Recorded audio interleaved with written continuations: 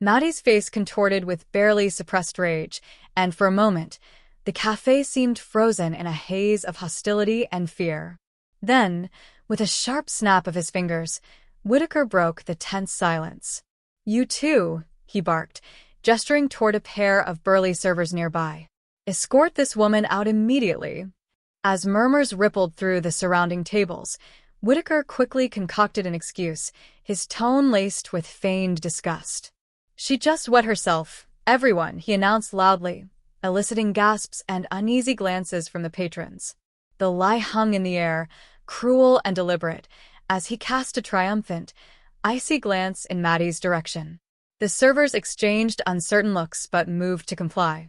Approaching Maddie's booth with visible discomfort, one of them spoke softly, "Please, ma'am, don't make this harder than it needs to be."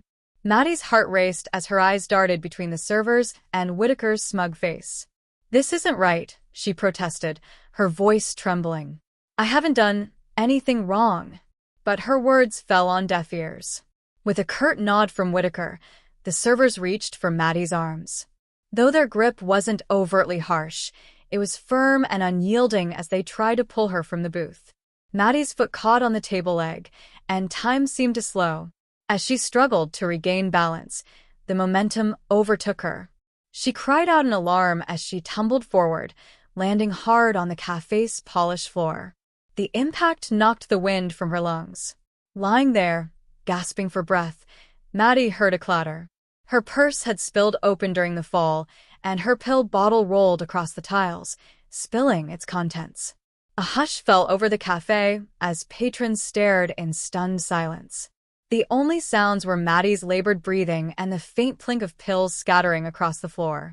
Fighting back tears of pain and humiliation, Maddie closed her eyes.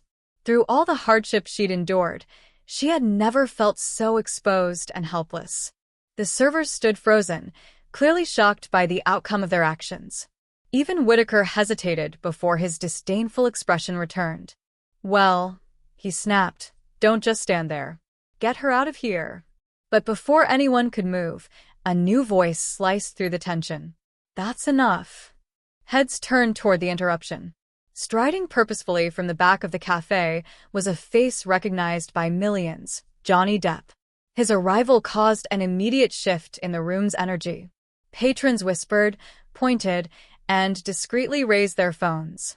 Depp, however, paid no attention to the stir, his focus fixed entirely on the scene before him. Depp's eyes met Maddie's, and his gaze was gentle, a stark contrast to the hostility she had endured. Without hesitation, he knelt beside her and extended a hand. "Are you all right, ma'am?" he asked, his voice soft and kind. Maddie, still stunned, managed a nod as Depp helped her to her feet. She winced at the aches from her fall.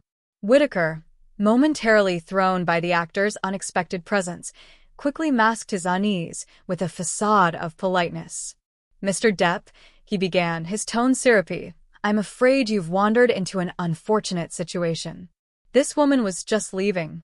Depp turned to Whitaker, his expression hardening. "The only unfortunate thing I see here is how you've treated this lady," he said. "Care to explain why you felt the need to physically remove an elderly woman from your establishment?" Whitaker's face turned crimson. "This is my cafe. I have the right to refuse service to anyone," he sputtered. "Refuse service, perhaps," Depp replied coolly. "But discrimination? Assault? The law tends to frown on such actions." Whitaker struggled to respond as Depp turned back to Maddie. "Come on," he said gently. "Let's get you out of here, and someplace warm." Depp's presence cut a clear path through the murmuring crowd as he guided Maddie to the door. Pausing at the threshold, Depp looked back. "You might want to reconsider how you run this place," he said firmly, his voice carrying through the hushed cafe. "I have a feeling you'll be answering for this soon enough." With that, Depp and Maddie stepped out into the rainy New York afternoon, leaving behind a stunned crowd and a fuming James Whitaker. The misty rain felt refreshing against Maddie's face as they exited the cafe. Depp guided her to a sheltered spot under the building's overhang. "Wait here a moment," he said before jogging to a nearby kiosk. Moments later, he returned with a steaming cup. "Just some tea," he explained, pressing the warm cup into Maddie's trembling hands. It should help with the chill. Maddie wrapped her fingers around the cup, savoring its warmth as she sipped. Depp's expression grew thoughtful. "What happened in there wasn't right," he said, his voice low and serious. "People need to hear about it. Would you be okay if I shared the stories?" Maddie looked up at Depp, a mixture of gratitude and hesitation playing across her face. After a moment, she gave a small nod. "If it might stop someone else from experiencing what I did, then yes," she said softly. Depp's expression hardened with determination. He pulled out his phone, tapped the screen, and raised it, positioning himself carefully so the cafe sign was visible in the background. "Hey, everyone," he began, his voice clear and measured. "I'm coming to you live from outside Whitaker's Cafe in New York City, where I've just witnessed something deeply troubling." Maddie watched in amazement as Depp recounted the events, detailing the blatant discrimination and physical mistreatment she had endured. Around them, people on the street began to take notice, pausing to listen or pull out their own phones. The story spread rapidly, the crowd growing as fans and bystanders gathered. In the midst of the rising commotion, a news van pulled up, reporters quickly setting up equipment. The cafe owner, Whitaker, could be seen peering out from behind the blinds, his face pale. Depp, however, kept his focus steady, ensuring the issue at hand remained central. Just as the scene threatened to become overwhelming, a sleek black car arrived. Two men in suits stepped out and approached with purpose. "Mr. Depp," one said quietly, "we should move you to a safer location." Depp nodded, turning back to Maddie. "My security team," he explained. "They'll make sure we're both safe. Are you ready to go?" Maddie glanced back at the cafe, her gaze meeting Whitaker's through the blinds. Squaring her shoulders, she turned back to Depp and gave a resolute nod. "Yes. I think I am." The security team guided them efficiently through the crowd to the waiting car. Once inside, Maddie sank into the plush seat, relief washing over her. Through the tinted windows, she watched as reporters gathered, cameras pointed toward the cafe, capturing the moment. Depp settled beside her, his face serious. "The media coverage will make sure Whitaker is held accountable," he said. "It won't undo what happened to you, but it might stop him from mistreating others in the future." Maddie nodded, emotions swirling as the car pulled away. She turned to Depp, her voice hesitant but curious. "Mr. Depp, I can't thank you enough for stepping in back there, but why did you care so much about helping me?" Depp's expression softened, a hint of sadness flickering in his eyes. "Someone like you," he repeated gently. "You mean someone who deserves respect and kindness? I'd hope anyone would do the same." He paused, his gaze distant. "But if you're asking why it resonated with me personally, well, that's a longer story." He shifted in his seat to face her. "My mother, Betty Sue Palmer, worked as a waitress most of her life," Depp began, his tone reverent. "We didn't have much when I was growing up. I saw the prejudice she faced, how people looked down on her because of her job or her situation. She was the strongest person I've ever known, but those moments of disrespect, they left scars, even if they weren't visible." Maddie nodded, understanding. "It leaves marks that don't show," she said softly. "Exactly," Depp agreed. "And in my line of work, I've been on both sides of that coin. Fame brings admiration, but it also brings judgment and misunderstanding. It's given me a deep appreciation for those who face mistreatment daily."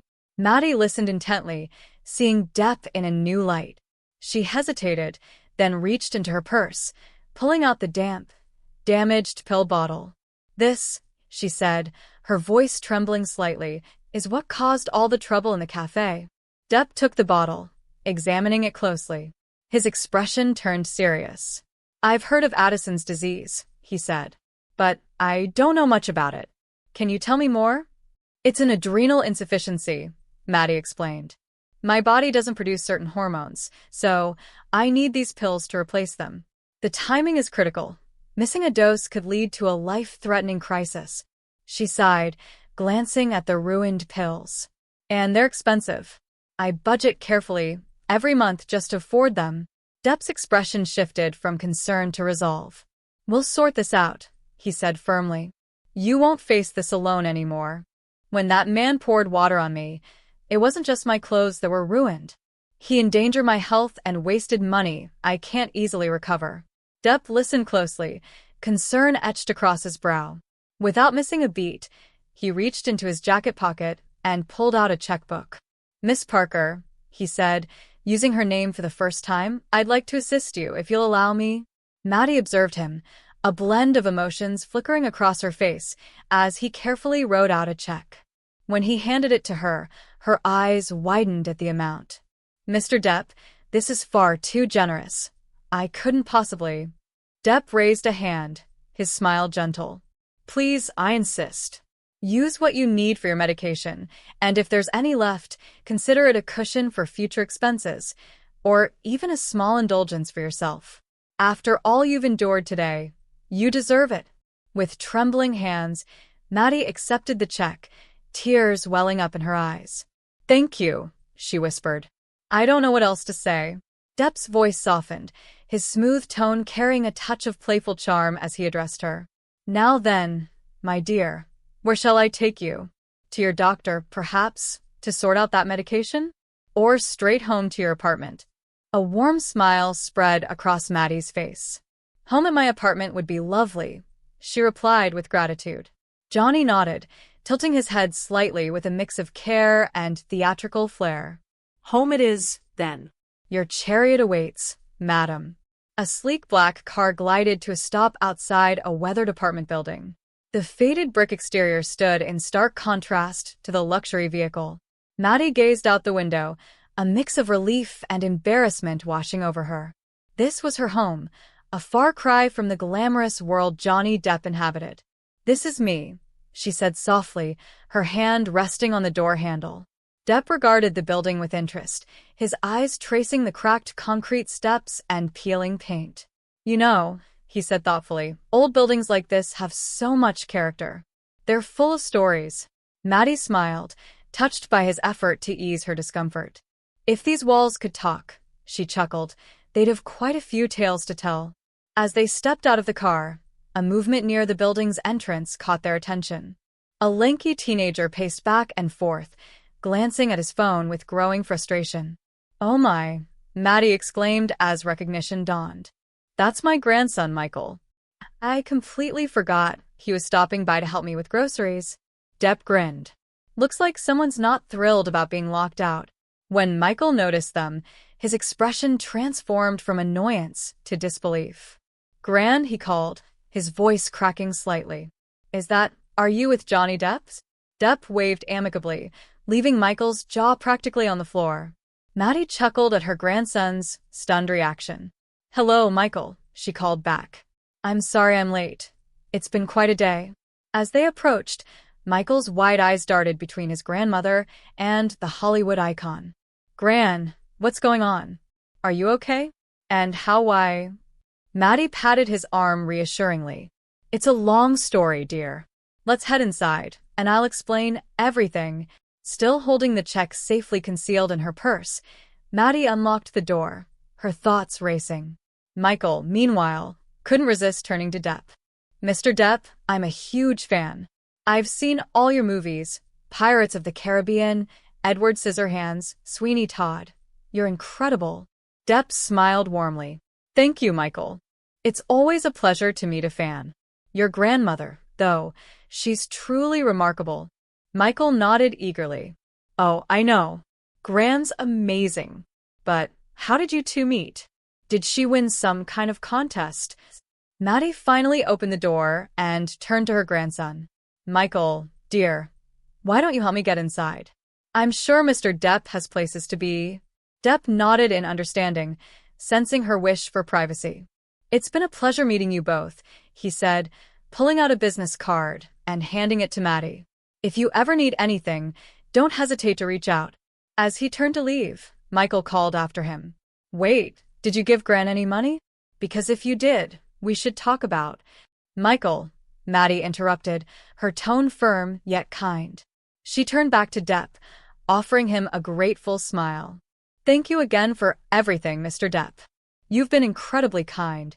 With a final wave, Depp climbed into his car, leaving Maddie to guide her still-dazed grandson inside.